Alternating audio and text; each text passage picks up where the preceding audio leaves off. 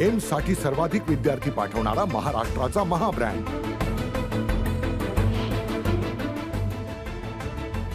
निळवंडे धरणातून कालव्यात सोडलेलं पाणी राहता तालुक्यात पोहोचल्यानंतर मोठा जल्लोष करण्यात आला। केलवड गावात पाणी पोहोचल्यानंतर खासदार सदाशिव लोखंडे यांच्या हस्ते जलपूजन करण्यात आलं।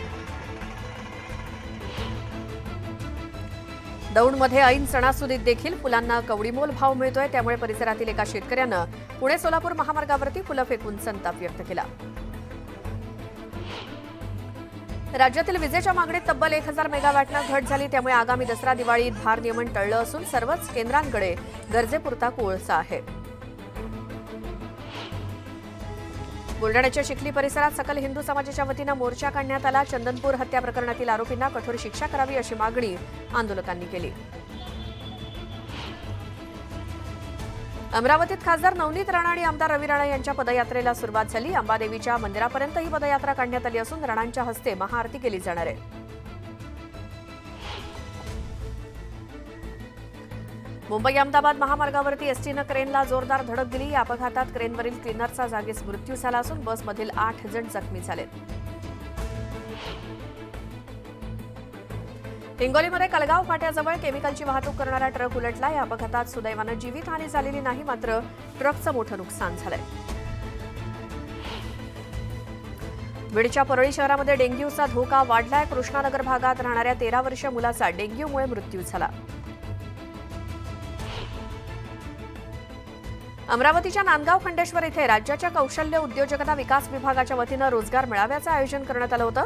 यावेळी 1800 युवकांना 25 कंपन्यांमध्ये रोजगार देण्यात आला। 3.5 शक्तिपीठांचा संगम असलेल्या अहमदनगरमधील कोल्हार भगवतीपूर गावात नवरात्रीचा उत्साह आहे। शक्तिपीठांचं एकत्रित दर्शन मिळणारं देशातलं हे एकमेव पुरातन मंदिर आहे। वाशिममध्ये चामुंडा देवीच्या दर्शनासाठी भाविकांची मोठी गर्दी होती। वाशिममध्ये चंडमुंड या 2 राक्षसांचा वध करण्याकरता चामुंडा देवी प्रकट झाल्याची आख्यायिका आहे। भुसावळ तालुक्यातील हतनूर धरण 100% भरलंय, त्यामुळे वर्षभरासाठी भुसावळकरांचा पाणी आणि सिंचनाचा प्रश्न सुटला। धुळे जिल्ह्यात सोयाबीन पिकावरती येलो मोझॅक रोगाचा प्रादुर्भाव झालाय। पानं पिवळी पडली असून झाडांची वाढ खुंटली आहे, त्यामुळे शेतकरी अडचणीत सापडलाय। मालेगाव सटाणा भागातील डाळिंब बागांवरती बुरशीजन्य रोगाचा प्रादुर्भाव झालाय, त्यामुळे डाळिंबाच्या उत्पादनात घट होणार असून शेतकरी संकटात सापडले।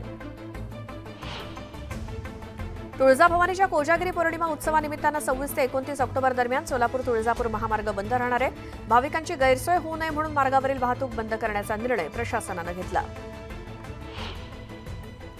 दसरा मेळाव्याला जाण्यासाठी धाराशिवमध्ये ठाकरे गटाकडून विशेष रेल्वेची व्यवस्था करण्यात आली। खासदार ओमराजे निंबाळकर आणि आमदार कैलास पाटलांच्या पुढाकारातून ही विशेष रेल्वे बुक करण्यात आली। बीडच्या परळी शहरामध्ये वनविभागाच्या कार्यालयासमोर 36 वर्षीय तरुणाची हत्या करण्यात आली। रक्ताच्या थारोळ्यात पडलेल्या मृतदेहावरती धारदार शस्त्रानं वार केल्याच्या खुणा आहेत। सोलापूर जिल्ह्यात ग्रामपंचायत निवडणुकीत सरपंच पदासाठी 694 तर सदस्य पदासाठी 4038 अर्ज दाखल झालेत। या अर्जांची उद्या छाननी होईल।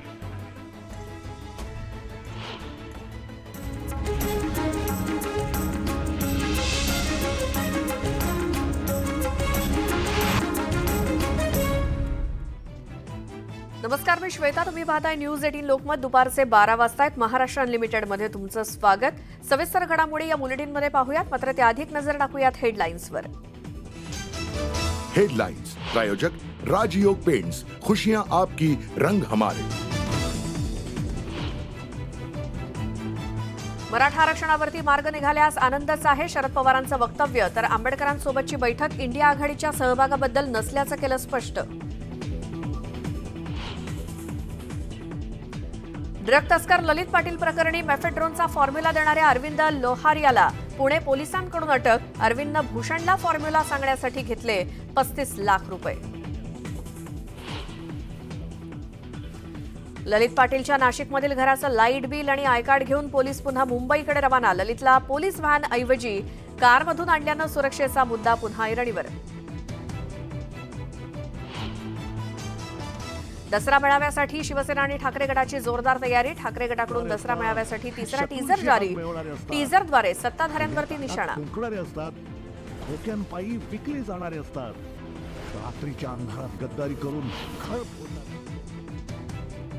शिवसेना पक्ष आणि चिन्हाबाबतची सुनावणी पुन्हा लांबणीवर. ठाकरे गटाच्या याचिकेवर 20 नोव्हेंबरला होणार सुनावणी. दौंडमधील शाळेच्या उद्घाटन कार्यक्रमात शरद पवार, अजित पवार आणि सुप्रिया सुळे येणार एकाच मंचावर. राष्ट्रवादीतील फुटीनंतर पहिल्यांदाच एकत्र दिसणार असल्यानं कार्यक्रमाकडे अवघ्या राज्याचं लक्ष. 1.5 महिन्यापासून बंद असलेला जेजुरीतील खंडोबा मंदिराचा गाभारा आजपासून दर्शनासाठी खुला. जेजुरी गडावर भाविकांची मोठी गर्दी. मनोज जरांगेंनी सरकारला दिलेल्या अल्टिमेटमचे 2 दिवस बाकी. मराठा आंदोलनाची पुढची दिशा आज ठरणार. गोपीचंद पडळकरांचा धनगर आरक्षणासाठी पुन्हा हुंकार. सांगलीच्या आरेवाडीत दुपारी धनगर समाजाचा मेळावा.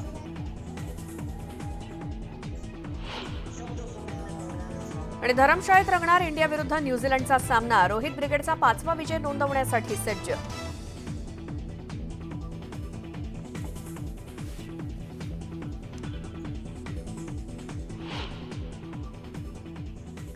महाराष्ट्र अनलिमिटेडची सुरुवात करूयात एका महत्त्वाच्या बातमीनं. मराठा आरक्षणाबाबत मनोज जरांगे पाटील यांनी सरकारला दिलेल्या 40 दिवसांचा अल्टिमेटम संपत आलाय, तरी अजूनही यावरती तोडगा निघत नाहीये. अशात मराठा आंदोलनाची पुढची दिशा आज ठरणार आहे आणि मनोज जरांगे पाटील आपली भूमिका आज स्पष्ट करतील. त्याआधी अंतरवाली सराटी गावात ते बैठक घेणार आहेत आणि समाजाला सोबत घेऊन निर्णय घेणार असल्याचं त्यांनी आधीच सांगितलं होतं. त्यानुसार ही बैठक होईल. आमचे प्रतिनिधी सिद्धार्थ गोदाम आपल्या सोबत जोडले गेले. सिद्धार्थ, आज अंतरवाली सराटीमध्ये काय घडामोडी? काल रात्री उशिरा पहाटे ते अंतरवाली सराटीमध्ये पोहोचले आणि सकाळी त्यांची 3 वाजता दुपारी त्यांची पत्रकार परिषद आणि जसं त्यांनी आधी जाहीर केल्याप्रमाणे की 22 तारखेला समाजाला एक संदेश देणार किंवा समाजाला पुढे चालून आता आंदोलनासाठी काय करायचं, कारण पुढच्या 2 दिवसानंतर सरकारला 1 महिना प्लस 10 दिवसाचा जो अवधी दिलेला आहे तो संपतोय 24 तारखेला. त्याआधी समाजासोबत संवाद म्हणून ते पत्रकार परिषदेच्या आधी एक बैठक घेतील. बैठकीच्या नंतर ते आपली सगळी भूमिका जाहीर करतील की नेमकं मराठा समाजाला पुढच्या 2 दिवसात काय करायचंय आणि कशा पद्धतीनं तयारी करायची. कारण काल मराठा संवाद समारोप सभेमध्ये त्यांनी एक महत्वाचं विधान त्या ठिकाणी केलं होतं की प्रत्येक घराघरामध्ये जाऊन सगळ्यांची संवाद साधण्याची सुरुवात करा आणि जे काय आता आत्महत्या होत आहेत त्या आत्महत्याबद्दल प्रत्येक घरामध्ये जाऊन डोकवा आणि त्या घराला काय अडचण असेल तर एकमेकांना सहाय्य करा. अशा पद्धतीच्या वेगवेगळ्या घोषणा त्यांनी केल्या. त्यातील महत्वाची गोष्ट म्हणजे आता नेमकं 26 तारखेनंतर 24 तारखेला त्यांचा अवधी संपत असला तरी 25 तारीख एक त्यांची 24-25ला सणाची 2 दिवस असल्यामुळे 26 पासून मात्र ते वेगळ्या पद्धतीचं आंदोलन त्या ठिकाणी करतात. आता नेमकं आंतरवाली सराटीमध्ये ते उपोषणाला बसतील का हा मोठा सवाल आहे. कारण मागच्या वेळेस त्यांनी ज्यावेळेस उपोषण सोडलं होतं त्यावेळेस ते म्हटलं होतं की सरकारला जो काही अवधी दिलेला आहे तो अवधी संपल्यानंतर मी याच ठिकाणी याच जागेवर जे आहे आमरण उपोषणाला सुरुवात. बरं सिद्धार्थ, धन्यवाद या सगळ्या माहितीसाठी. त्यामुळे आज आंदोलनाची पुढची दिशा ही अंतरवाली सराटीमध्ये सभा घेऊन आणि त्यासोबत मराठा समाज बांधवांना विश्वासात घेऊन त्यांचं म्हणणं ऐकून मनोज जरांगे पाटील स्पष्ट करणार आहेत. तर मराठा आरक्षणासाठी मनोज जरांगे पाटलांनी सरकारला अल्टिमेटम दिला होता आणि आता या अल्टिमेटमचे 2 दिवस शिल्लक असताना राज्य सरकारनं एक जाहिरात प्रकाशित केली आहे. या जाहिरातीत मराठ्यांना दिलेल्या सवलतींचा पाढा वाचण्यात आलाय. शुद्ध मनानं आम्ही दिलेल्या संधीचं सोनं करा आणि पाया आम्ही मजबूत बनवलाय. सकारात्मक ध्येयाकडे वाटचाल करा या मथळ्याखाली जाहिरात प्रकाशित करण्यात आली आहे. या जाहिरातीत मराठा समाजाच्या विद्यार्थ्यांना दिलेल्या शैक्षणिक योजनांचा लेखाजोखा मांडण्यात आलाय. 2 दिवसांपूर्वी जरांगेंनी एका सभेत मराठ्यांसाठी काय केलं असा सवाल विचारला होता. त्यामुळे या जाहिरातीतून सरकारनं एक प्रकारे मनोज जरांगेंसह इतर मराठा आंदोलनकर्त्यांना उत्तर दिल्याची चर्चा रंगू लागली आहे.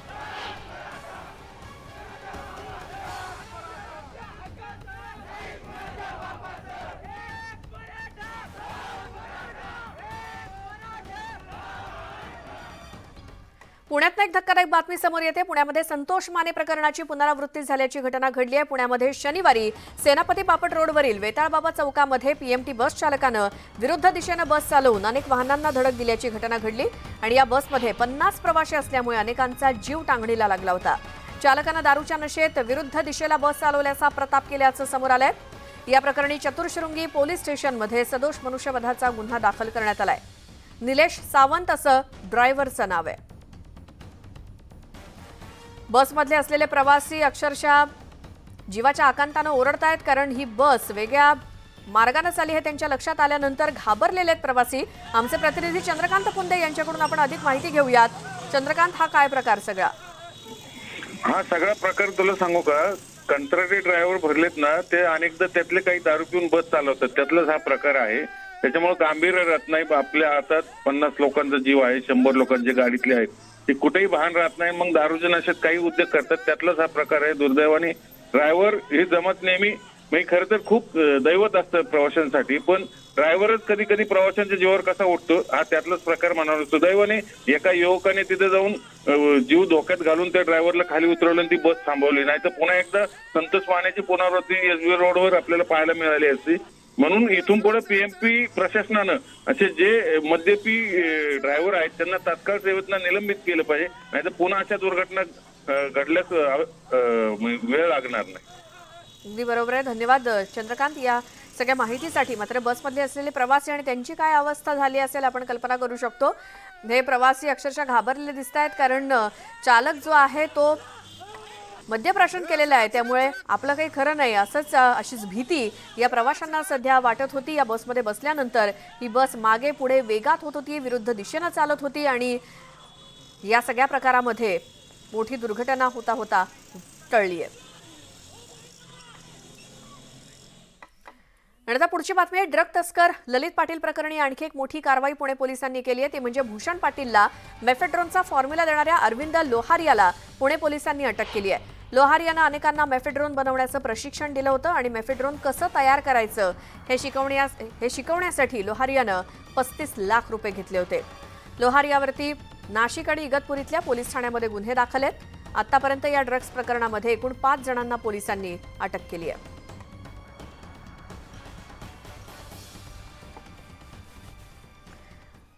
तर ड्रग्ज माफिया ललित पाटीलला बेंगळुरूमधून अटक करण्यात आली. उद्या त्याची पोलीस कोठडी संपत होती, मात्र त्यापूर्वीच पोलीस त्याला आज अचानक नाशिकमध्ये घेऊन आले. महत्त्वाचं म्हणजे पोलीस व्हॅनमधून नव्हे तर कारमधून पोलीस त्याला नाशिकच्या शिंदेवाडी गावात घेऊन आले, ज्या गावात ललित पाटील ड्रग्ज तयार करायचा आणि त्या ठिकाणी त्याला आणण्यात आलं होतं. ड्रग्ज प्रकरणात माहिती मिळवण्यासाठी पोलीस त्याला घेऊन आले होते असं सांगितलं जातंय. तर ललित पाटीलच्या राहत्या घराचे लाईट बिल आणि आय कार्ड घेऊन पोलीस मुंबईकडे पुन्हा रवाना झालेत.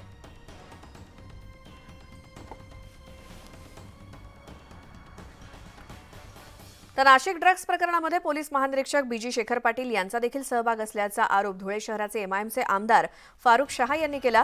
बीजी शेखर पाटील यांचा यात सहभाग असल्याच्या तक्रारी आपल्याला प्राप्त झाल्याचे ते म्हणाले. त्यामुळे बीजी शेखर पाटील यांची चौकशी करण्याची मागणी गृहमंत्री देवेंद्र फडणवीस यांच्याकडे करणार असल्याचं आमदार शहांनी स्पष्ट केलं.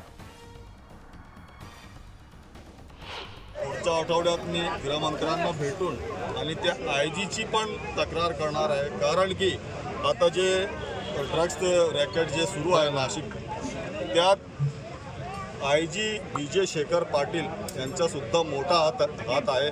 अशा अनेक तक्रारी माझ्याकडे प्राप्त झालेल्या आहेत. मी आता पुढच्या आठवड्यात गृहमंत्र्यांना भेटून त्यांची तक्रार लेखी स्वरूपात त्यांची तक्रार करणार आहे. संजय राऊत यांनी देखील सरकारवरती पुन्हा एकदा निशाणा साधलाय. दसरा मेळावा फक्त एकच असून बाकी सगळा चायनीज माल आहे असं म्हणत त्यांनी टीका केली. परंपरेनुसार दसरा मेळावा एकच होतोय असं ते म्हणालेत आणि यावेळी त्यांनी ललित पाटील प्रकरणावरून केलेल्या आरोपांना उत्तर दिलं. देवेंद्र फडणवीस म्हणतात की ललित पाटील हा शिवसेनेचा शहर प्रमुख होता, मात्र तो साधा गटप्रमुख सुद्धा नव्हता असं राऊत म्हणालेत आणि लवकरच सत्य समोर येईल असं संजय राऊत म्हणाले. आज आम्ही यादी दिली आहे कोण कोण कधी कधी शहर प्रमुख होतं, महानगर, तो साधा उपशाखा प्रमुख गटप्रमुख सुद्धा नव्हता. ती व्यक्ती तुमचेच लोक त्याला पोसत होते, जे तुमच्या मंत्रिमंडळात मांडीला लावून बसले आहेत. किती खोटं बोलतात गृहमंत्री. एकतर त्यांच्या खात्यावरती नियंत्रण नाही, कंट्रोल नाही, किंवा त्यांना त्यांचं गुप्तचर विभाग जो आहे हा चुकीची माहिती देतो आहे. इतका अपयशी गृहमंत्री महाराष्ट्रानं पाहिला नव्हता. त्या जनतेला कळत नाही. अजित पवार, हसन मुश्रीफ, प्रफुल्ल पटेल, एकनाथ शिंदे, राहुल शेवाळे, प्रताप सरनाईक, भावना गवळी, किती नावं घ्यायची. त्यांच्यावरती अटकेची टांगती तलवार होती. म्हणजे ते आरोपी होते, गुन्हेगार होते ना. तुम्ही आम्हाला काय सांगताय सरळ करू म्हणून? आधी ह्यांना सरळ करा, ह्यांना सरळ करा आधी. जे तुमच्या मंत्रिमंडळात बसले आहेत ना घेऊन, दाखवा हिंमत असेल तर. आणि आता बातमी टोमॅटो संदर्भातली आहे. टोमॅटोच्या भावात सुरू असलेली घसरण काही केल्या थांबत नाहीये आणि नाशिक जिल्ह्यातील बहुतांश बाजार समित्यांमध्ये टोमॅटोच्या 20 किलोच्या एका कॅरेटला 20 ते 30 रुपये इतकाच भाव मिळतोय. सध्या मिळत असलेल्या भावात टोमॅटो तोडणीला लागणारा खर्च सुद्धा निघत नसल्यामुळे शेतकरी हवालदिल झालेत.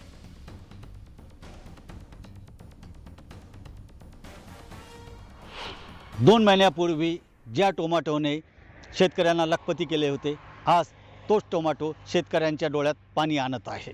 कारण भावात मोठी घसरण झालेली आहे. 1 ते 1.5 रुपये किलो टोमॅटोला भाव मिळत आहे. मी आता उभा आहे एका टोमॅटोच्या शेतात. आपण बघू शकतो का हे जे टोमॅटे शेत आहे तो बहरलेला आहे. मोठ्या प्रमाणात टोमॅटो लागलेले आहे. मात्र शेतकऱ्याने ते टोमॅटो असेच सोडून दिलेले आहे. काय कारण आहे याचं? का त्यांनी टोमॅटोची तोडणी करत नाही आहे? किती खर्च आलेला आहे हे जाणून घेऊया आपण या शेतकऱ्याकडून. भाऊ, तुमचं नाव काय? साहेबराव शिवाजी काकड. बरं, किती एकर लावली होती आणि कसं? 1.5 एकर. 2 लाख रुपये खर्च झाला. पाणी इकट टाकलं, 1000 रुपये टँकरना, आणि टमाटे जातं 20 रुपये कॅरेट. तेव्हा काय परवडत? काय परिस्थिती? आता परिस्थितीच बेकार झाली, सोडून दिला.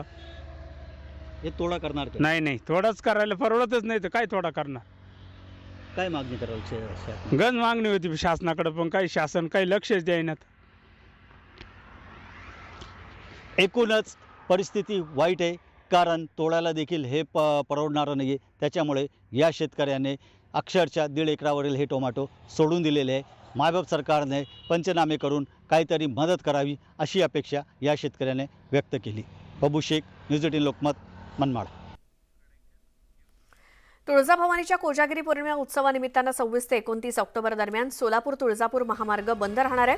कोजागिरी पौर्णिमेनिमित्तानं तुळजाभवानीच्या दर्शनासाठी कर्नाटक, आंध्र प्रदेश आणि तेलंगणातून लाखोंच्या संख्येनं भाविक पायी चालत येत असतात आणि त्यामुळे तुळजापूर परिसरात मोठी गर्दी होऊन वाहतुकीची कोंडी देखील होते.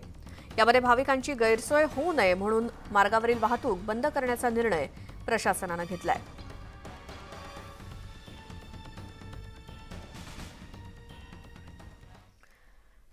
रत्नागिरी जिल्ह्यामध्ये काही ठिकाणी परतीच्या पावसानं हजेरी लावल्यामुळे भात पिकाची नासाडी झाली. त्यामुळे कापणीला आलेलं भात पीक वाचवण्यासाठी शेतकऱ्यांनी भात कापणीला सुरुवात केली आहे. तर दापोलीमध्ये भात शेतीप्रमाणेच नाचणी शेती सुद्धा चांगलीच बहरली. मात्र नाचणीला बाजारात दर मिळत नसल्यानं शेतकरी चिंतेत आहेत. नाचणीचं आहारातील महत्त्व वाढत असलं तरी देखील योग्य दर मिळत नसल्यानं शेतकरी हवालदिल झालाय.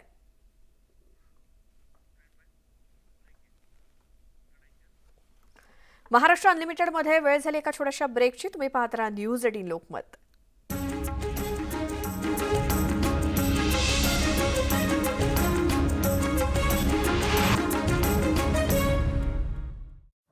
ठाण्याची